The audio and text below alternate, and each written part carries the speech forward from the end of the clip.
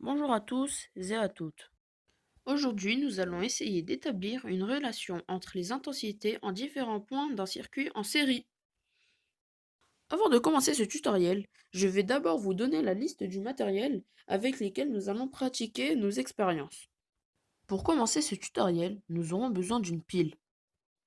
Une pile de ce type suffit largement, mais nous pouvons aussi utiliser un générateur pour faire nos expériences et mesurer l'intensité. Nous aurons notamment besoin de fils électriques. Pour continuer, nous aurons besoin d'embouts.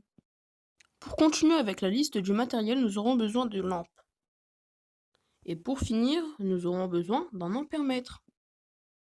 Mais maintenant, comment devons-nous faire pour pouvoir mesurer une intensité? Pour mesurer une intensité, nous aurons besoin encore une fois de cet appareil de mesure qui s'appelle l'ampèremètre. Nous allons le brancher aux bornes 10A et COM. Voici un circuit en série car il ne crée aucune boucle supplémentaire. Pour pouvoir mesurer nos intensités, nous allons commencer par mesurer I, qui est l'intensité entre la pile et la lampe 1, I1 entre la lampe 1 et la lampe 2, I2 entre la lampe 2 et la lampe 3, et I3 entre la lampe 3 et la pile. Lorsque nous faisons notre première mesure, il y a bel et bien marqué 0,17 A.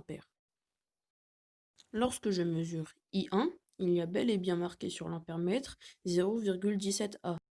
Lorsque je mesure I2, il y a bel et bien marqué sur l'ampèremètre 0,17 A. Et encore une fois, pour l'intensité numéro 3, nous avons 0,17 A. J'en déduis donc que dans un circuit en série, l'intensité est la même en tous les points, car I est égal à I1 est égal à I2 est égal à I3 dans mon circuit en série. Nous pouvons dire que la loi d'unicité de l'intensité s'applique bel et bien